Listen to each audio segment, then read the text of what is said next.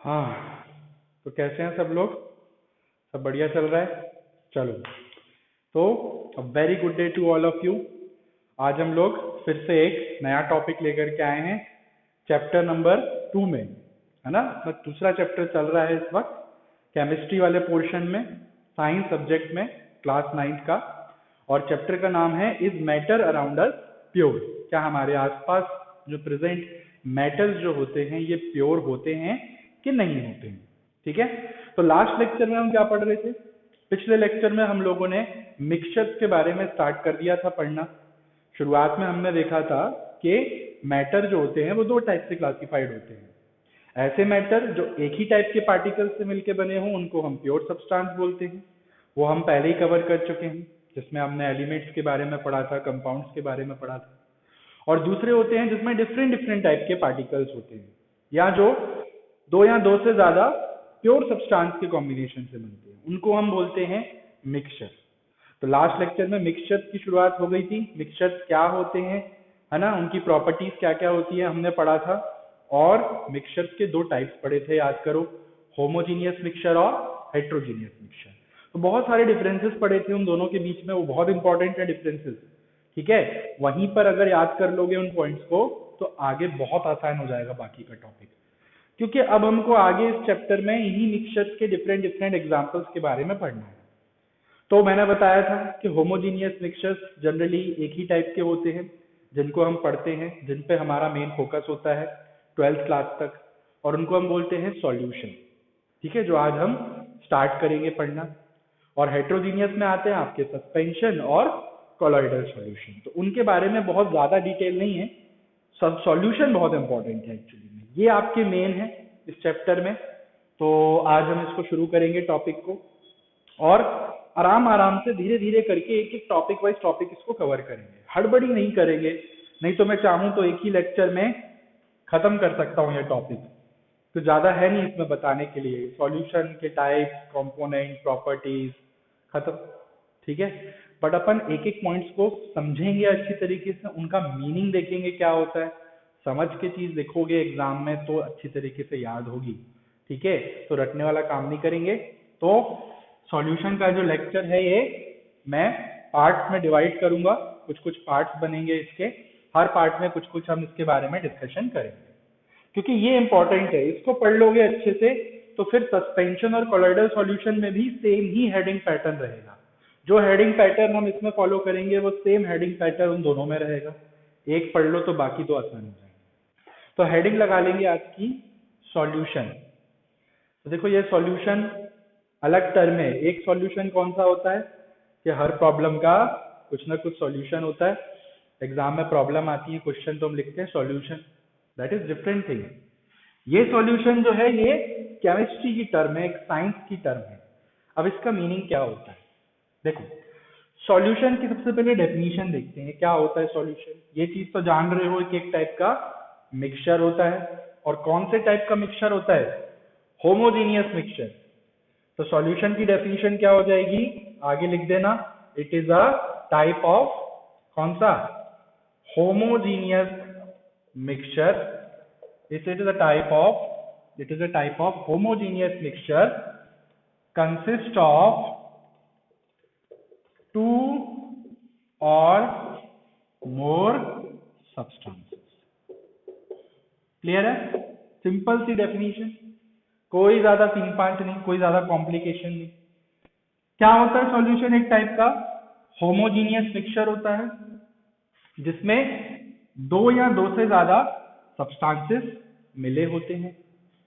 ठीक है, तो सबसे पहले तो होमोजीनियस वर्ड का मतलब क्या होता है ये हम देख चुके हैं। मिक्सचर तो जान रहे हो ना क्या होता है। मिक्सचर क्या होता है, इसी को मिक्सचर बोलते हैं। दो या दो से ज्यादा प्योर सब्सटेंसेस, या सब्सटेंसेस भी बोल देते हैं उनको हम। तो दो या दो से ज्यादा मतलब 3, 4, 5, 6, 10, 15, कितने भी अलग अलग टाइप के सब्सटेंसेस को, अगर आप कंबाइन कर रहे हो, मिक्स कर रहे हो आपस में, ठीक है, मिक्स कर दे रहे हो आपस में, तो उसको हम बोलते हैं मिक्सचर। तो डिफरेंट टाइप के पार्टिकल से मिलके बने होते हैं, ये चीज अपन पढ़ चुके हैं। होमोजीनियस क्या होता है? होमोजीनियस का मतलब होता है uniform composition and distribution of particles। समझे भाई? ये एक टाइप का मिक्सचर है, मतलब इसके अंदर बहुत सारे डिफरेंट डिफरेंट टाइप के पार्टिकल्स होंगे, because it is made up of 2 और more different type of substances. तो ये जो डिफरेंट डिफरेंट पार्टिकल्स होंगे, इन पार्टिकल्स का जो डिस्ट्रीब्यूशन होगा, एक दूसरे में जो डिस्ट्रीब्यूशन होगा इनका, या इनका जो एक दूसरे में जो कॉम्पोजिशन होगा, मिलावट जो होगी आपस में इनकी, वो यूनिफॉर्म होगी। यूनिफॉर्म मतलब एकदम अच्छी तरीके से डिसॉल्व हो जाएंगे एक दूसरे में, एकदम ऑर्डरली अरेंज होंगे पार्टिकल्स। रैंडम टाइप के डिस्ट्रीब्यूशन नहीं होगा कि एक टाइप के पार्टिकल इधर आ गए, एक टाइप के पार्टिकल उधर कुंटे में बैठे हुए हैं, एक इधर आ गए, ऐसा नहीं। परफेक्ट ऑर्डर रहेगा, जैसे स्कूल में असेंबली होती है ना, क्लास 1, क्लास 2, क्लास 3, क्लास 4, एक ऑर्डर रहता है ना, यूनिफॉर्मिटी रहती है। वैसी चीज यहाँ पे हमको देखने को मिलती है। तो होमोजीनियस मिक्सचर होते तो मिक्सचर हैं, पर देखने में बड़ा कंफ्यूजन होता है इनको आप अगर दूर से देखोगे तो लगेगा ही नहीं कि इसमें बहुत सारी चीजें मिली है, ऐसा लगेगा ये तो कोई एक ही चीज है। जैसे कि पानी में आप 1 चम्मच शक्कर डाल दो, 1 चम्मच नमक डाल दो और नींबू का रस भी निचोड़ दो उसमें आप, और फिर उसको अच्छी तरीके से मिला दो। जैसे वो लेमन सोडा पीते हैं ना अपन, लेमन सोडा क्या होता है, मस्त उसमें पानी रहता है, पानी में सोडा डालते हैं, ठीक है, फिर उसमें लेमन नींबू भी निचोड़ देते हैं, काला नमक भी डाल देते हैं, पता नहीं क्या क्या और मसाला वगैरह डाल देते हैं, शक्कर भी डाल देते हैं अगर आपको थोड़ा मीठा पसंद है तो कितनी सारी चीजें, अलग अलग टाइप की चीजें कॉम्बाइंड है उसमें। नहीं, पानी अलग चीज है, लेमन अलग चीज है, सबकी प्रॉपर्टी डिफरेंट, सबके पार्टिकल्स डिफरेंट। पर जब वो आपस में कंप्लीटली डिसॉल्व हो जाते हैं, जब वो आपस में मिक्स हो जाते हैं पूरी तरीके से, तो देखने में आपको क्या लगता है, तो पानी है, पानी जैसा ही लगेगा, है ना? नहीं लगेगा आपको कि इसमें क्या क्या चीजें डली हुई हैं। तो इसलिए इनको हम होमोजीनियस बोलते हैं। तो ये जो आपने वर्ड यहाँ पे लिखा ना, they have uniform composition and distribution of particle, इसको हम एक और तरीके से लिखते हैं। इसके लिए हम एक टर्म यूज करते हैं जिसको हम बोलते हैं होमोजेनिटी। होमोजेनिटी, देखो ये लाइन आपकी एनसीईआरटी में लिखी है, इन अ सॉल्यूशन, वही एनसीईआरटी की लाइन लिख रहा हूं मैं, in a solution there is a homogeneity. अब इसकी स्पेलिंग देख लेना, ठीक है, जेनिटी at particle level, at particle level. Homogeneity word, इस पर फोकस करो। क्या बोल रहे हैं यहाँ पे कि सॉल्यूशन जो होते हैं उसमें क्या होता है, there is a homogeneity at particle level. ये एक लाइन एनसीईआरटी में मेंशन्ड है, तो इससे कंफ्यूज नहीं होना। होमोजेनिटी वर्ड का मतलब ही यही है, having uniform composition and distribution of particle. ठीक है, तो कोई आपसे पूछे कि what is meant by term homogeneity, तो आप क्या बोलोगे, होमोजेनिटी मतलब that is particles are uniformly distributed with each other, आपस में यूनिफॉर्मली प्रेजेंट होंगे, यूनिफॉर्मली डिस्ट्रीब्यूटेड होंगे एक दूसरे में। दैट इज वाई हम ये टर्म यूज करते हैं कि सॉल्यूशन में क्या होती है, होमोजेनिटी होती है। और इस चीज का कंफर्मेशन आप कैसे कर सकते हो, अब ये एक बड़ा क्वेश्चन मार्क है। देखो हम क्या बोल रहे हैं कि सॉल्यूशन जो होते हैं उनमें क्या होता है, पार्टिकल लेवल पे होमोजेनिटी होती है। मतलब जैसे ये मैंने मान लो यहाँ पे ले लिया वाटर, ठीक है, इसके अंदर मैंने क्या ले लिया, वाटर, और इसमें मैंने क्या डाल दिया, ऊपर से शुगर, या फिर मैंने डाल दिया सॉल्ट, कुछ भी मैंने इसमें दूसरा सब्सटेंस डिसॉल्व कर दिया। तो पार्टिकल्स जो होते हैं किसके, शुगर के या फिर सॉल्ट के, वो एकदम यूनिफॉर्मली डिस्ट्रीब्यूट हो जाते हैं किसमें, between the particles of water. ये जैसे मान लो पार्टिकल्स हैं शुगर के, और ये आपके किसके हो गए पार्टिकल्स, मान लो वाटर के, ये आपके वाटर के पार्टिकल्स हो गए। देखो एकदम एक दूसरे के स्पेसेस को ऑक्यूपाई कर लिया है इन्होंने, यूनिफॉर्म डिस्ट्रीब्यूशन है, ठीक है। ये आपके वाटर के पार्टिकल्स हो गए, ये लो, और ये आपके किसके हो गए, शुगर पार्टिकल्स, ठीक है। तो होमोजीनियस डिस्ट्रीब्यूशन है, इसलिए हमने इसको क्या बोल दिया कि भैया ये बन गया एक सॉल्यूशन। इसको हम बोल देते हैं शुगर सॉल्यूशन, शुगर का सॉल्यूशन बन गया पानी के साथ। अब सवाल ये उठता है कि आप उसको होमोजीनियस सॉल्यूशन बोल रहे हो, होमोजीनियस इसलिए बोल रहे हैं क्योंकि पार्टिकल्स यूनिफॉर्मली डिस्ट्रीब्यूटेड है। पर सवाल ये उठता है कि जिन पार्टिकल को हम देख ही नहीं सकते, हम ये कैसे बता सकते हैं कि वो होमोजीनियसली डिस्ट्रीब्यूट हो गए हैं? भाई जैसे मैंने बोला ना, जैसे स्कूल में असेंबली होती है तो लाइन लगती है बच्चों की, तो बच्चे भैया वो तो बड़ा इंसान है, वो तो खड़े दिख जाएंगे आपको, कौन लाइन में खड़ा है, कोई लाइन से बाहर गया है, पता चल जाता है। पार्टिकल्स तो बहुत छोटे होते हैं, और ये चीज स्टार्टिंग में बताई थी पिछले लेक्चर में कि होमोजीनियस मिक्सचर के पार्टिकल तो और भी छोटे होते हैं। They are very small, can not be seen by naked eye, microscope से तक नहीं देख सकते इनको हम लोग। बताओ, तो ये आपने कैसे पता किया कि ये होमोजीनियस है? कुछ तरीका तो होता होगा यहाँ पे पता करने का। तो होते हैं तरीके, बहुत सारे होते हैं। जैसे एक तरीका तो यही है कि कंप्लीटली डिसॉल्व हो गए एक दूसरे में। शुगर कंप्लीटली डिसॉल्व हो गई तो कहाँ नजर आती है? बाद में तो पानी जैसा ही दिखता है। सबसे अच्छा तरीका क्या है? आप टेस्ट करके देख लो इसको। बहुत सारे तरीके होते हैं, मैं बता रहा हूँ, बुक में लिखा हुआ है एक्चुअली में, होमोजेनिटी का मीनिंग लिखा हुआ है कि अगर आप कोई शुगर का सॉल्यूशन ले लो, यहाँ पे ऐसे करके लिखा हुआ है, फॉर एग्जांपल शुगर का सॉल्यूशन आपने ले लिया, तो sugar solution test same through the mixture, same through the mixture. अगर आपको ये पता करना है कि जो शुगर का सॉल्यूशन है वाटर के साथ वो होमोजीनियस है कि नहीं है, तो आप कैसे कंफर्म कर सकते हो? उसको टेस्ट करके देख लो। आप इसको कहीं से भी टेस्ट करके देख लो, आपको पूरा सॉल्यूशन मीठा ही लगेगा। ऐसा नहीं है कि यहाँ मिठास ज्यादा है या मिठास कम है, ऐसा नहीं है। हाँ, बशर्ते शक्कर उसमें पूरी मिल जानी चाहिए, ऐसा नहीं कि शक्कर पूरी तरीके से मिली नहीं है। जैसे खाने में नमक डालते हैं तो मिलाने के बाद पूरा खाना एक जैसा टेस्ट लगता है। तो ये एक एग्जाम्पल है, ये एक साइन है कि वो मिक्सचर क्या है, होमोजीनियस। पता करने का एक तरीका है, ठीक है। Sugar solution test same through the mixture. This is क्यों, ऐसा क्यों हो रहा है? Because of homogeneity. Particle level पे होमोजेनिटी है, मतलब पार्टिकल आपस में यूनिफॉर्मली डिस्ट्रीब्यूटेड है, डिसॉल्व हो गए हैं पूरी तरीके से आपस में। तो ये एक टर्म थी जिसका मीनिंग बस मैं बताना चाह रहा था यहाँ पे। क्लियर है? समझ में आया? ठीक है। अच्छा, एक और पॉइंट, इनका एक और नाम है, they are also known as true solution. देखो ये जो सॉल्यूशन वर्ड है ना, ये आगे एक और जगह आएगी जब हम पढ़ेंगे कोलॉइडल सॉल्यूशन के बारे में, है ना। एक टाइप के मिक्सचर और होते हैं जिनको हम बोलते हैं कोलॉइडल सॉल्यूशन, तो वहां भी सॉल्यूशन टर्म आती है पीछे में। तो उनमें और इनमें क्या फर्क है? ये एक्चुअल टाइप के सॉल्यूशन होते हैं। जो प्रॉपर सॉल्यूशन जो होते हैं वो इन्हीं को बोला जाता है, इसलिए हम आगे वर्ड लगा देते हैं ट्रू सॉल्यूशन।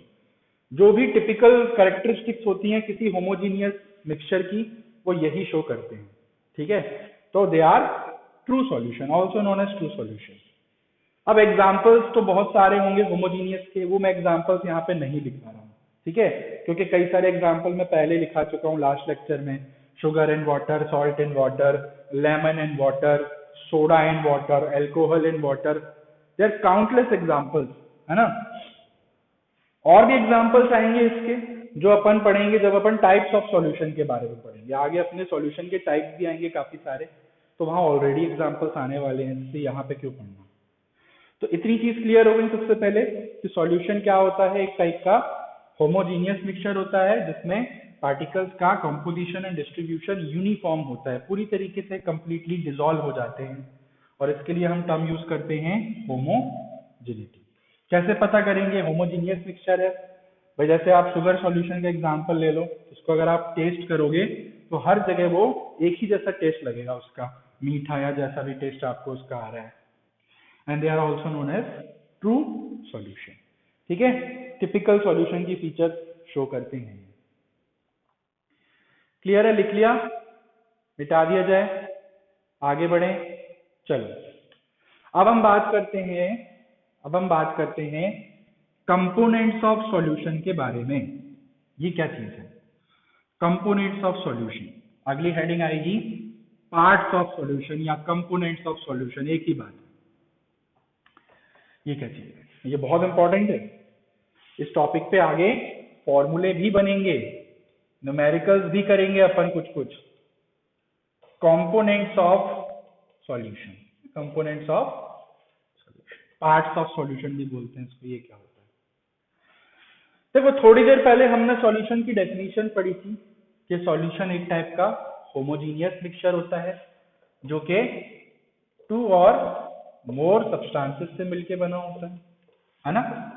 2 और मोर सब्सटेंसेस का क्या होता है? Homogeneous mixture. ये डेफिनेशन हमने अभी थोड़ी देर पहले पढ़ी, ठीक है। इसका मतलब किसी भी सॉल्यूशन के अंदर मिनिमम 2 चीजें या 2 सब्सटेंसेस तो होते ही हैं, है ना भाई। कम से कम 2 सब्सटेंसेस का तो होना जरूरी है, तभी आप उसको सॉल्यूशन बोलोगे, तभी आप उसको मिक्सचर बोलोगे। अगर एक ही सब्सटेंस होगा तो फिर तो वो प्योर सब्सटेंस कहलाएगा, ठीक है। तो कोई भी सॉल्यूशन जो होता है वो मिनिमम कम से कम 2 सब्सटेंसेस से मिलके तो बना ही होता है। अब सब्सटेंसेस और भी हो सकते हैं, 2 से ज्यादा भी हो सकते हैं, कितने भी हो सकते हैं। तो जितने भी सब्सटेंसेस से मिलके सॉल्यूशन बना होता है उनको हम 2 कंपोनेंट्स में, 2 पार्ट्स में डिवाइड करते हैं ताकि प्रॉपर्टीज पढ़ने में आसानी हो जाए ना। इसलिए हम इन 2 कैटेगरीज में डिवाइड कर देते हैं। 2 पार्ट्स बोल लो, 2 कंपोनेंट्स बोल लो। एक होता है जिसको हम बोलते हैं सॉल्यूट, क्या बोलते हैं? सॉल्यूट। और दूसरा जो होता है कंपोनेंट उसको हम बोलते हैं सॉल्वेंट। वेरी इंपॉर्टेंट, बहुत इंपॉर्टेंट है ये। इसके ऊपर आगे कितने काउंटलेस न्यूमेरिकल्स और काउंटलेस फॉर्मूले बनते हैं, हायर क्लासेस में बहुत पढ़ना है इनके बारे में। तो कोई भी सॉल्यूशन 2 पार्ट से मिलके बना होता है। एक पार्ट को हम सॉल्यूट बोलते हैं, एक पार्ट को हम सॉल्वेंट बोलते हैं। अब किसको सॉल्यूट बोलोगे और किसको सॉल्वेंट बोलोगे, सवाल ये उठता है।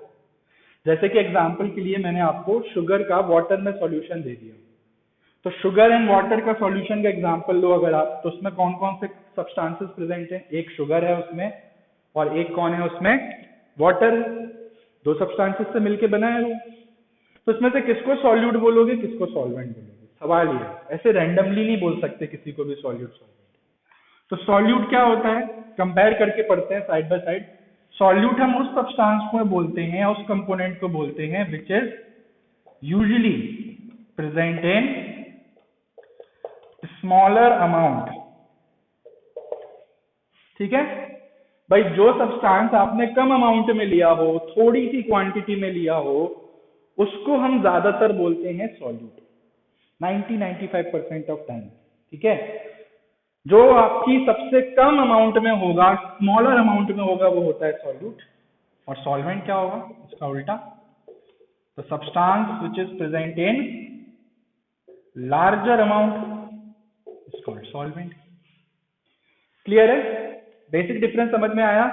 जो सब्सटेंस कम अमाउंट में लोगे आप, उसको हम सॉल्यूट बोलते हैं, और जो सब्सटेंस लार्जर अमाउंट में लोगे आप, उसको हम सॉल्वेंट बोलते हैं। जैसे कि एग्जांपल ले लेते हैं, sugar plus water, famous, world famous example, जो इस चैप्टर में न जाने कितनी बार आए हैं, ठीक है। देखो अभी मैं घटिया सी चम्मच बनाऊंगा, ऐसी स्पून बना रहा हूं मैं, और इस चम्मच में मैंने क्या ले लिया है? शक्कर ले ली, ठीक है। 1 चम्मच शक्कर ले ली मैंने, 1 चुटकी शक्कर, ठीक है। यह आपकी हो गई शुगर। और इसको मैं मिक्स करना चाह रहा हूं किसमें? पानी के अंदर। इसके अंदर मैंने ले लिया 1 गिलास पानी, ये हो गया वाटर। और इन दोनों को मैंने आपस में मिक्स कर दिया, ठीक है। और मिक्स करके फाइनली आपको यहाँ पे क्या मिल गया? एक सॉल्यूशन बन गया इस तरीके से। भाई यही रहेगा, क्वांटिटी तो यही रहेगी क्या? पानी की क्वांटिटी में कोई बदलाव आएगा क्या? नहीं आएगा, क्योंकि it is a homogeneous mixture, level change नहीं होगा। ये चीज मैटर इन सराउंडिंग में पढ़ चुके हैं हम पहले चैप्टर में। पार्टिकल्स एक दूसरे के स्पेसेस में आ जाते हैं, इस कारण से पानी का लेवल उतना ही रहता है। और शुगर जो है वो इसमें कंप्लीटली डिसॉल्व हो जाएगी, इसलिए हमको शक्कर यहाँ नजर नहीं आ रही है, क्योंकि वो इसमें पूरी तरीके से डिसॉल्व हो गई। तो ये आपको मिल गया शुगर का सॉल्यूशन। अब शुगर सॉल्यूशन से हमारा मतलब क्या है? शुगर प्लस वाटर, ठीक है। वाटर अज्यूम कर लेते हैं हम कि पानी प्रेजेंट होगा दूसरा। तो ये तो बन गया आपका सॉल्यूशन, बढ़िया होमोजीनियस मिक्सचर बन गया। सवाल ये उठता है कि ये 2 कंपोनेंट से मिलके बना है, एक है इसमें शुगर, एक है वाटर। अब इसमें से किसको सॉल्यूट बोलोगे, किसको सॉल्वेंट बोलोगे? तो देख लो भाई, जो कम अमाउंट में होगा वो हमेशा सॉल्यूट होगा, और जो लार्जर अमाउंट में होगा वो हमेशा सॉल्वेंट होगा। तो कौन इन दोनों में से कम अमाउंट में है? Sugar is present in small amount, तो शुगर को आप बोलोगे सॉल्यूट और वाटर को आप बोलोगे सॉल्वेंट। क्लियर है? तो जो कंपोनेंट या जो सब्सटेंस लेसर अमाउंट में होता है उसको हम सॉल्यूट बोलते हैं, और जो ज्यादा अमाउंट में होता है उसको हम सॉल्वेंट बोलते हैं। ठीक है। अब मान लो शक्कर आपने ज्यादा ले ली, मान लो आप एक बोरी शक्कर लेकर के आ गए और उसमें आप मुश्किल से 1 गिलास पानी डाल रहे हो, एक बोरी शक्कर में 1 गिलास पानी डाल रहे हो, तो उस केस में फिर सॉल्यूट क्या हो जाएगा? उस केस में वाटर सॉल्यूट हो जाएगा। और शक्कर आप एक बोरी लेकर के आए हो, शक्कर की क्वांटिटी ज्यादा है, तो शक्कर क्या हो जाएगी उस केस में?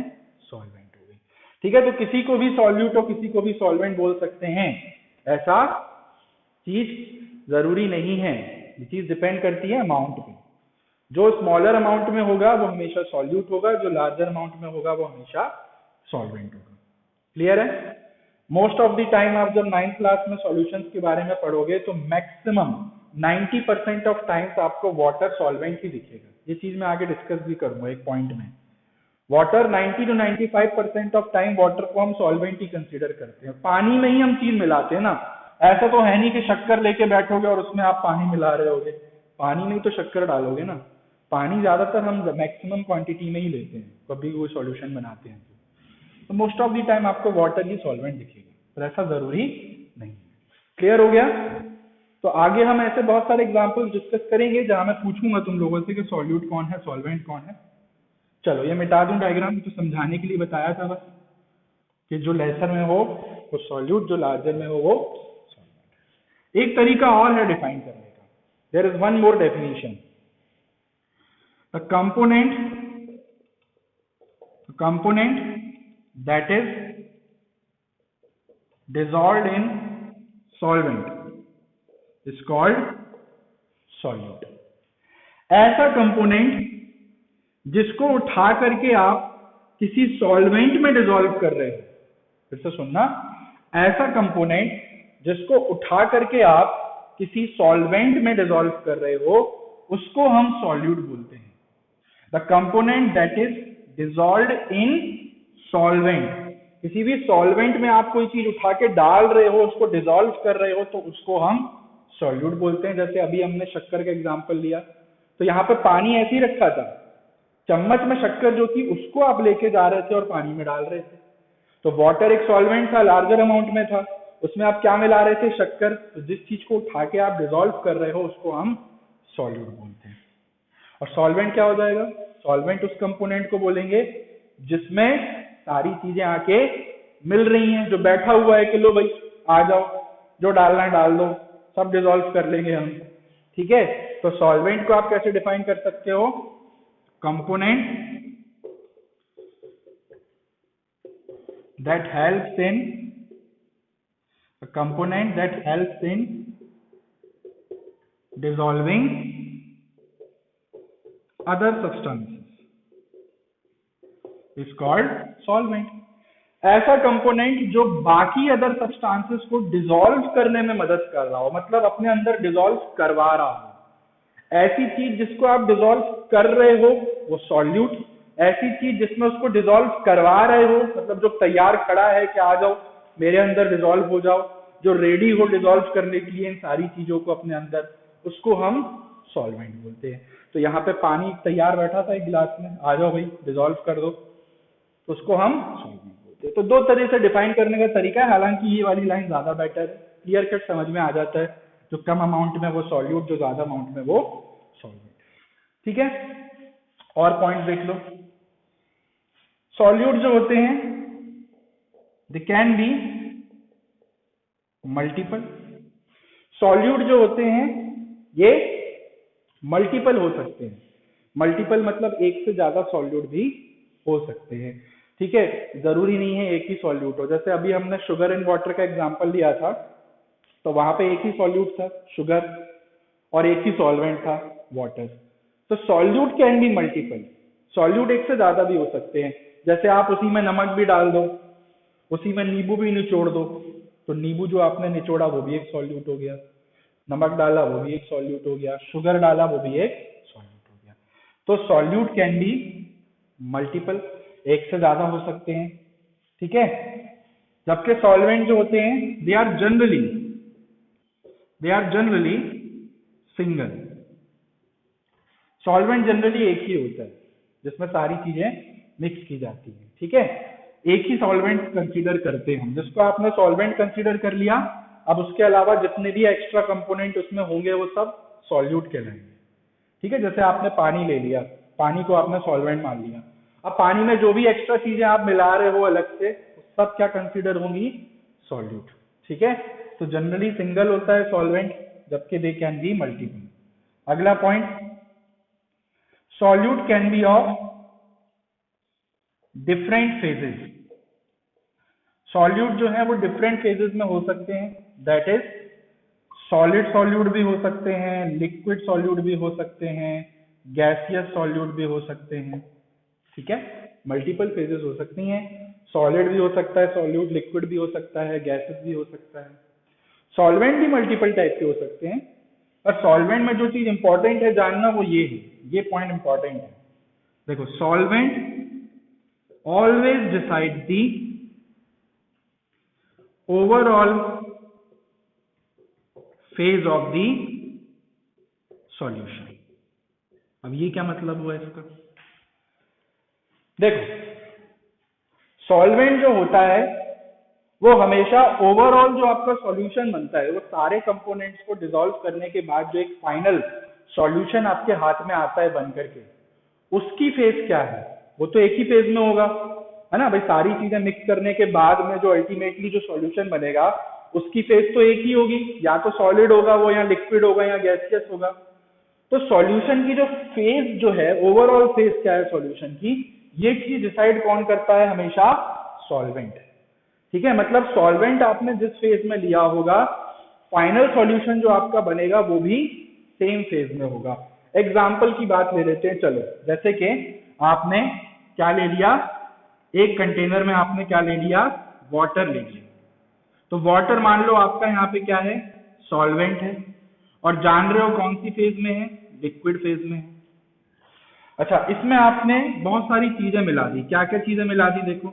जैसे मान लो इसमें आपने मिला दिया शुगर, ठीक है, नींबू पानी बना रहे हैं अपन, मत शुगर डाल दी, सॉल्ट डाल दिया, और बोलो क्या डाल दोगे, मसाले डाल दिए, स्पाइसेस, और बोलो लेमन डाल दिया हमने, है ना, लेमन जूस डाल दिया, ये सब चीजें डलती हैं, ठीक है, ये सब चीजें डलती हैं उसमें। तो देखो वाटर आपका सॉल्वेंट है, जो कि किस फेज में है, लिक्विड फेज में, और इसमें देखो कितने सारे सॉल्यूट डाले हैं आपने, और सॉलिड्स की, इन सॉल्यूट की फेजेस देखो जरा आप। देखो शुगर की फेज क्या होती है, शुगर इन सॉलिड फेज में होता है, नमक भी सॉलिड फेज में होता है, स्पाइसेस मसाले भी पाउडर फॉर्म में है, सॉलिड फेज में होते हैं। अच्छा, लेमन जूस कैसा होगा, लिक्विड फेज में होगा। और अगर आप लेमन सोडा पी रहे हो तो देखा होगा ध्यान से, वो एक कोई गैस भी भरते हैं उसके अंदर, एक मशीन के अंदर डालते हैं, और पता नहीं क्या बार बार दबाते हैं उसको, तो उसके अंदर गैस भी भर जाती है। गैस भरने से ना सोडा जैसी फीलिंग आती है, जैसे कोल्ड ड्रिंक्स में आती है ना, तो उसमें गैस भी होती है। तो सॉल्यूट जरा आप देखो, सॉल्यूट कितने सारे हैं, और अलग अलग फेजेस के हैं सॉल्यूट। कोई सॉल्यूट सॉलिड फेज में है, कोई सॉल्यूट लिक्विड फेज में है, कोई सॉल्यूट गैसियस फेज में भी होगा। बट जब इन सारी चीजों को आप इसके अंदर डालोगे, और डालने के बाद अच्छी तरीके से मिक्स करने के बाद जब आप एक फाइनल सॉल्यूशन बनाओगे, फाइनल सॉल्यूशन क्या बनेगा इसका, क्या बनेगा फाइनल सॉल्यूशन, फाइनल सॉल्यूशन बनेगा लेमन सोडा, जो हम पीते हैं मस्त गर्मियों में, यही बना, इसको आप सॉल्यूशन बोल रहे हो, लेमन सोडा को। तो इसकी फेज क्या होगी जरा बताओ। ये सब चीजें मिक्स करने के बाद जब आपको दुकानदार लेमन सोडा पकड़ाता है, तब उसकी फेज क्या होती है, लिक्विड फेज होती है ना। ये आपको कौन सी फेज में दिखता है, लिक्विड फेज में। तो सोचो, हमने इतने अलग अलग टाइप के फेजेस वाले सब्सटेंसेस को आपस में मिक्स किया, पर अल्टीमेट जो फेज आपकी लेमन सोडा की आई, वो किसकी आई, वो कौन सी फेज आई, लिक्विड फेज आई, that is the phase of solvent. तो कहने का मतलब ये है कि भले ही आप किसी सॉल्वेंट के अंदर अलग अलग टाइप के डिफरेंट टाइप के सॉल्यूट्स डाल दो आप, चाहे सॉलिड हो, चाहे गैस हो, चाहे लिक्विड हो। ओवरऑल जब सॉल्यूशन बन के निकलेगा तो उसकी फेज डिसाइड हमेशा सॉल्वेंट ही करेगा। ये मेन है, ज्यादा क्वांटिटी में है ना तो ये बोलेगा हम है मेन, हम डिसाइड करेंगे कि फाइनल फेज क्या होगी। हमने बोला सॉलिड तो सॉलिड, हमने बोला लिक्विड तो लिक्विड, ऐसी बात है। तो solvent always decide the overall phase of the solution. तो एक अच्छा तरीका है आइडेंटिफाई करने का किसी सॉल्यूशन को। या आपको कोई सॉल्यूशन पकड़ा दिया गया और पकड़ा के ये बोल दिया गया कि बताओ इसमें सॉल्वेंट कौन है, तो भले ही आप ये ना पता कर पाओ कि इसमें सॉल्वेंट कौन है, पानी है कि कोई और सॉल्वेंट है, आप ये जरूर बोल सकते हो कि इसमें सॉल्वेंट कैसा है, लिक्विड फेज में है सॉल्वेंट। ठीक है, तो आसानी हो जाती है समझने में। क्लियर हो गया? तो इतने पॉइंट समझ में आ गए सबको, सॉल्यूट और सॉल्वेंट के। ये कुछ डिफरेंशिएटिंग पॉइंट्स हैं जिनको याद करना है सबसे पहले तो, कि आपका जो सॉल्यूशन होता है वो दो पार्ट्स में डिवाइडेड किया जाता है। एक पार्ट को हम सॉल्यूट बोलते हैं, एक पार्ट को हम सॉल्वेंट बोलते हैं। सॉल्यूट हमेशा कम अमाउंट में पाया जाता है, सॉल्वेंट ज्यादातर लार्जर अमाउंट में होता है। सॉल्यूट उस कंपोनेंट को बोलते हैं जिसको उठा के आप सॉल्वेंट में डाल रहे हो, डिसॉल्व करा रहे हो, और सॉल्वेंट उस कंपोनेंट को बोलते हैं जो सारी चीजें अपने अंदर डिसॉल्व कराने के लिए रेडी बैठा हो, तैयार बैठा हो कि हाँ हमारे अंदर जो भी चीज डालनी है डाल दो, हम डिसॉल्व कर लेंगे। सॉल्यूट मल्टीपल हो सकते हैं, एक से ज्यादा भी हो सकते हैं, सॉल्वेंट जनरली एक ही माना जाता है। सॉल्यूट डिफरेंट फेजेस में हो सकते हैं, सॉलिड, लिक्विड, गैस। सॉल्वेंट भी डिफरेंट फेजेस में हो सकते हैं, but solvent always decide the overall phase of the solution. Final जो सॉल्यूशन बन के आएगा आपके हाथ में, उसकी फेज क्या है, सॉलिड है, लिक्विड है, गैस है, वो चीज सॉल्वेंट डिसाइड करता है। ठीक है, समझ में आ गई बात? चलो इतना लिख लो पहले, ये आपका डिफरेंस हो गया सॉल्यूट और सॉल्वेंट के बीच में। ठीक है, चलो मिटा दूं। अब हम बात करते हैं कुछ इंपॉर्टेंट पॉइंट्स। ठीक है, कुछ इंपॉर्टेंट पॉइंट्स हम थोड़ा सा यहाँ पे डिस्कस करेंगे। अभी ये टॉपिक थोड़ा सा बचा है, इसके बाद अगले लेक्चर में कहानी कंटिन्यू होगी। ठीक है, तो काम की बात, नोट में कोई भी जरूरी चीज हो उसको नोट में लिखना है, अलग से हेडिंग डाल के नोट। देख, सॉल्यूट और सॉल्वेंट के बेसिस पे कुछ इंपॉर्टेंट टाइप के सॉल्यूशंस होते हैं। क्या क्या होते हैं, नाम देख लो। एक आपके होते हैं बाइनरी सॉल्यूशन। ये नाम, ये टर्म इंपॉर्टेंट है, इनकी मीनिंग पता होना चाहिए। एक्चुअल टाइप सॉल्यूशन के हम अगले लेक्चर में पढ़ेंगे। ये आपके कुछ स्पेशल टाइप्स हैं सॉल्यूशन। बाइनरी सॉल्यूशन वर्ड आप ये बहुत, क्या होते हैं बाइनरी सॉल्यूशन? देखो, बाइनरी मतलब होता है दो, टू। ऐसे टाइप के सॉल्यूशन जिनमें सिर्फ दो कंपोनेंट प्रेजेंट हो, मतलब दो ही सब्सटेंसेस प्रेजेंट हो। हमने क्या बोला, सॉल्यूशन दो या दो से ज्यादा सब्सटेंसेस के कॉम्बिनेशन से बन सकता है। तो अगर सिर्फ दो ही सब्सटेंसेस प्रेजेंट है उस सॉल्यूशन में, ठीक है, तो उसको हम बोलेंगे बाइनरी सॉल्यूशन। तो यहां पे मैं लिख देता हूं, बाइनरी सॉल्यूशन क्या होता है, type of solution made up of only one solute and one solvent. भाई एक सॉल्यूट होगा उसमें से, एक सॉल्वेंट होगा। Example, sugar in water. देखो दो ही सब्सटेंसेस हैं यहाँ पे। Salt in water, lemon in water, alcohol in water. तो ये सब आपके क्या है, देखो सॉल्यूशन है एक टाइप के, है ना। अलग अलग सब्सटेंसेस का कॉम्बिनेशन है यहाँ पे, डिफरेंट टाइप के पार्टिकल्स हैं। और कितने हैं, दो ही सब्सटेंसेस है ना। अब इनमें से एक सॉल्यूट हो जाएगा, एक सॉल्वेंट हो जाएगा आपका। ज्यादातर शुगर सॉल्यूट होगा, water solvent. Salt solute, water solvent. Lemon solute, water solvent. यहाँ पे alcohol solute and water solvent. ऐसा जरूरी नहीं है, मैंने बोला 90 to 95% of times water is considered a solvent. Majorities of times water को ही सॉल्वेंट कंसीडर किया जाता है, और ऐसा जरूरी नहीं है। ठीक है, जिसका अमाउंट ज्यादा हो उसको आप सॉल्वेंट बोलोगे। अब जैसे यही एग्जांपल ले लो, अल्कोहल इन वाटर, तो या तो आप अल्कोहल ज्यादा ले लो और उसमें थोड़ा सा पानी मिलाओ, तो उस केस में फिर अल्कोहल को सॉल्वेंट बोलोगे आप, जो ज्यादा अमाउंट में है। और अगर पानी ज्यादा ले लिए और उसमें थोड़ा सा अल्कोहल मिला रहे हो, तो फिर उस केस में वाटर सॉल्वेंट हो गया। तो ऐसा जरूरी नहीं होता है, बट हाँ मैक्सिमम टाइम आपका सॉल्वेंट कौन होता है, वाटर ही होता है। तो यही अगला पॉइंट मैं भी लिखाने वाला हूं यहाँ पे नोट में। क्या, देखो सेकंड पॉइंट नोट में, majority of time water is considered a solvent। क्या बोला मैंने, majority of time, maximum time, majority of time water is considered a solvent. Why, because, reason तो होगा कुछ, क्यों मान रहे हैं हम इसको सॉल्वेंट। रीजन बच्चों इसके पीछे ये है कि पानी बहुत सारी चीजों को अपने अंदर डिसॉल्व करने की पावर रखता है। पानी के अंदर ऐसी बहुत सारी चीजें हैं जो डिसॉल्व हो जाती हैं। ये डाला डिसॉल्व, शुगर डाला डिसॉल्व, सॉल्ट डाला गायब, लेमन डाला गायब। तो वाटर के अंदर एक ऐसी पावर होती है, एक ऐसी शक्ति होती है कि वो मेजॉरिटीज ऑफ चीजों को अपने अंदर कंप्लीटली डिसॉल्व कर सकता है। हाँ, सारी चीजें नहीं कर सकता वो डिसॉल्व, सैंड वगैरह तो डिसॉल्व नहीं होती उसके अंदर, तो वो आपके हेट्रोजीनियस मिक्सचर होते हैं। तो majority of time water is considered a solvent because it can dissolve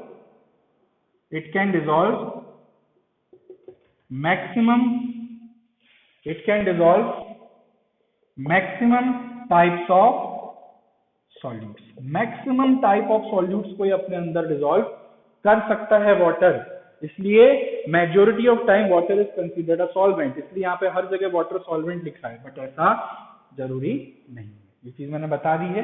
amount पे फोकस करना है आपको, जिसका अमाउंट ज्यादा वो सॉल्वेंट होगा। ठीक है, तो यहाँ पे एक चीज और लिख देते हैं, hence water is considered as universal solvent. इसको हम यूनिवर्सल सॉल्वेंट भी बोलते हैं। यूनिवर्सल मतलब कुछ भी डालो खा जाएगा। तो कई प्राणी ऐसे होते हैं तो कोई भी चीज खा जाते हैं, है ना, खदोड़ बोलते हैं उन लोगों को तो कुछ भी खा लो, पिज्जा बर्गर खा दिए, सब्जी रोटी खा दिए, दाल चावल खा दिए, ऐसी कोई चीज नहीं होती जो नहीं छोड़ते। वैसे ही पानी कुछ भी डालो खा देता है, यूनिवर्सल सॉल्वेंट बोलते हैं उसको। पॉइंट नंबर 3, अब ऐसा जरूरी नहीं है कि हर बार वाटर ही सॉल्वेंट हो।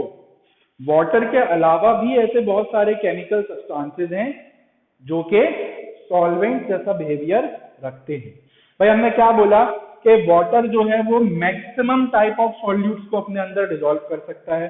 मतलब स्टिल कई सॉल्यूट्स ऐसे होंगे ना जो वाटर में डिसॉल्व नहीं हो सकते होंगे। भाई कई सारे सॉल्यूट ऐसे भी होंगे जो पानी डिसॉल्व नहीं कर सकता। तो ऐसे सॉल्यूट्स के लिए हम लोग दूसरे सॉल्वेंट्स का इस्तेमाल करते हैं। तो पानी के अलावा अगर आप कोई और दूसरा सॉल्वेंट इस्तेमाल कर रहे हो तो उस बेसिस पे भी आपके कुछ सॉल्यूशन के टाइप्स होते हैं। अब क्या होते हैं देखो, एक आपके होते हैं नंबर 1 एक्वस सॉल्यूशन।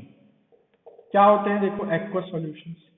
एक्वस मतलब होता है वाटर, जहां पर भी पानी मिला हो तो हम एक्वस वर्ड यूज करते हैं। एक्वा वर्ड, वाटर के लिए एक्वा वर्ड यूज होता है। तो एक्वस सॉल्यूशन क्या होते हैं देखो, टाइप ऑफ सॉल्यूशन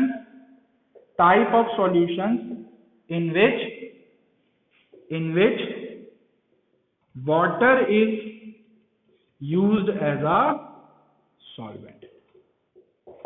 ऐसे टाइप के सॉल्यूशंस जिनमें पानी को आपने एज अ सॉल्वेंट इस्तेमाल किया हो उनको हम एक्वस सॉल्यूशंस बोलते हैं।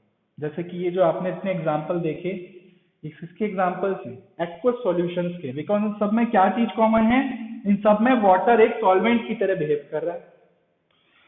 तो ऐसे टाइप के सॉल्यूशंस को हम एक्वस सॉल्यूशंस बोलते हैं। क्लियर है क्या होते हैं एक्वस सॉल्यूशंस? एग्जांपल तो लिख सकते हो जो ऊपर में लिखे हैं।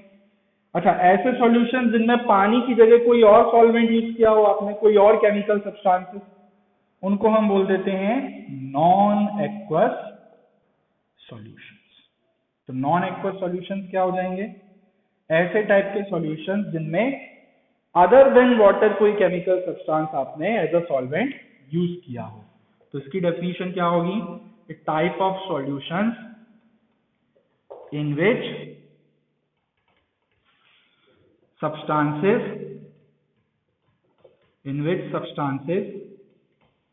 other than water can be used as a solvent। ठीक है, type of solutions in which substances other than water can be used as a solvent. ऐसे टाइप के सॉल्यूशन जिनमें पानी के अलावा, पानी को छोड़ के बाकी किसी और केमिकल सब्सटेंसेस को आप एज अ सॉल्वेंट यूज कर रहे हो, उनको हम नॉन एक्वस सॉल्यूशन बोलते हैं। अब ऐसे सॉल्वेंट के एग्जांपल्स देख लो, सॉल्यूशन के एग्जांपल नहीं है, ऐसे सॉल्वेंट्स के एग्जांपल देख लो। मैं लिख देता हूं अदर सॉल्वेंट्स। ठीक है, अदर सॉल्वेंट्स, इनके एग्जांपल्स इंपॉर्टेंट हैं। पानी के अलावा और कौन कौन से सॉल्वेंट्स होते हैं साइंस में, इनके नाम याद इंपॉर्टेंट करना जरूरी है। जैसे कि एग्जांपल बेंजीन। ठीक है, बेंजीन, अभी नाम याद करना है बस, इनके बारे में पढ़ना नहीं है, इनके बारे में अभी नहीं पढ़ोगे, इनके बारे में 10th में भी नहीं पढ़ोगे, इनके बारे में 11th 12th में पढ़ोगे। बेंजीन, बेंजीन तो थोड़ा बहुत 10th में डिस्कस हो जाएगा। एसीटोन, ठीक है, ether, ether, carbon tetra chloride, इसका नाम तो आएगा अभी आगे, केमिकल फॉर्मूला में सीखेंगे हम इसको, CCl4 बोलते हैं इसको। कार्बन का सिंबल होता है C, क्लोराइड मतलब क्लोरीन का सिंबल Cl, टेट्रा, टेट्रा मतलब 4, तो CCl4 ये इसका फॉर्मूला होता है। तो और भी एग्जांपल्स हैं ऐसे, और भी डिफरेंट डिफरेंट टाइप के। अल्कोहल कैसे भूल गए? अल्कोहल, ठीक है, अल्कोहल भी सॉल्वेंट की तरह यूज होता है, कई जगह यूज होता है। जैसे कि ऐसा एग्जांपल मैं यहाँ पे दे देता हूँ, नॉन एक्वस सॉल्यूशन का एक एग्जांपल दे रहा हूँ मैं। ठीक है, इसको हम बोलते हैं tincture of iodine. Tincture of iodine ये क्या चीज है? देखो, टिंचर ऑफ आयोडीन ना आपको क्लिनिक्स वगैरह में दिख जाएगा, हॉस्पिटल्स में देखने को मिलेगा। एंटीसेप्टिक सॉल्यूशन होता है। टिंचर ऑफ आयोडीन क्या होता है? एक टाइप का एंटीसेप्टिक सॉल्यूशन होता है। जैसे कोई चोट वोट लग जाती है ना, इंजरी हो जाती है ना, तो वहां पर इसको अप्लाई करते हैं। इसको बीटाडीन भी बोलते हैं। ठीक है, बीटाडीन के नाम से भी आता है मार्केट में। तो एंटीसेप्टिक सॉल्यूशन होता है, और ये एक्चुअली में एक सॉल्यूशन होता है जो कि किससे मिलके बना होता है? नाम में आयोडीन लिखा है, आयोडीन इन एल्कोहल। ठीक है, एल्कोहल होता है मेन, तो उसके अंदर क्या डिजोल्व होता है? आयोडीन डिजोल्व होता है। तो आयोडीन आपका सॉल्यूट हो गया, और एल्कोहल क्या हो गया यहाँ पे? तो ये एक एग्जांपल याद कर लेना है नॉन एक्वस सॉल्यूशन, जिसमें other than water is a solvent आपने लिया हुआ है। और ये कुछ अदर सॉल्वेंट्स हैं जिनके सिर्फ नाम याद करने हैं, होते क्या है इससे मतलब नहीं है, ये अभी समझ नहीं पाओगे, हायर लेवल के हैं। तो ये सारे पॉइंट्स नोट कर लिए जाएं।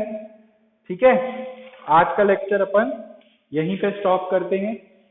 आज के लेक्चर में हम लोगों ने सॉल्यूशन स्टार्ट कर दिया, इंट्रोडक्शन पढ़ा, डेफिनेशन पढ़ी सॉल्यूशन की। ठीक है, होमोजीनियस, होमोजेनिटी वर्ड का मीनिंग देखा, और सबसे इंपॉर्टेंट चीज पढ़ी, कंपोनेंट्स क्या होते हैं, सॉल्यूट क्या होता है, सॉल्वेंट क्या होता है, उन दोनों में क्या क्या पॉइंट्स हैं इंपॉर्टेंट, वो चीज सब बता दी मैंने यहाँ पे। और कुछ स्पेशल टाइप के सॉल्यूशंस के बारे में भी बता दिया। बाइनरी सॉल्यूशन क्या होते हैं, जिनमें 2 कंपोनेंट हो। तो 12th क्लास तक हम बाइनरी सॉल्यूशन के बारे में ही पढ़ते हैं। ठीक है, 12th क्लास तक, 12th क्लास तक आप जब पढ़ोगे ना इन सब के बारे में, 12th क्लास में जो सेकंड चैप्टर है उसका नाम ही है सॉल्यूशन। ये पूरा चैप्टर है 12th क्लास में इसके ऊपर। तो हम सिर्फ बाइनरी के बारे में ही पढ़ते हैं। 2 या 2 से ज्यादा सब्सटेंसेस जब आ जाते हैं तो फिर थोड़ा प्रॉपर्टीज को पढ़ना, स्टडी करना थोड़ा सा डिफिकल्ट होता है, तो वो हायर लेवल में पढ़ोगे आप कॉलेज लाइफ में। कभी बाइनरी ही हम पढ़ते हैं मैक्सिमम, सिर्फ 2 से ज्यादा नहीं जानना। बाकी एक्वस नॉन एक्वस तो आपके आते रहेंगे आगे। क्लियर है? चलो आज के लिए इतना ही, इतना नोट कर लेना। अगले लेक्चर में हम लोग पढ़ेंगे टाइप्स ऑफ सॉल्यूशन के बारे में। ठीक है, फेजेस के बेसिस पे कि सॉल्यूट सॉलिड है, लिक्विड है या गैस है, सॉल्वेंट कौन सी फेज में है, इस बेसिस पे आपके अलग अलग टाइप्स बनेंगे सॉल्यूशन के विथ एग्जांपल्स, उनको हम पढ़ेंगे अगले लेक्चर में। चलो आज के लिए इतना ही, इसको नोट डाउन कर लेना। मिलते हैं अगले लेक्चर में।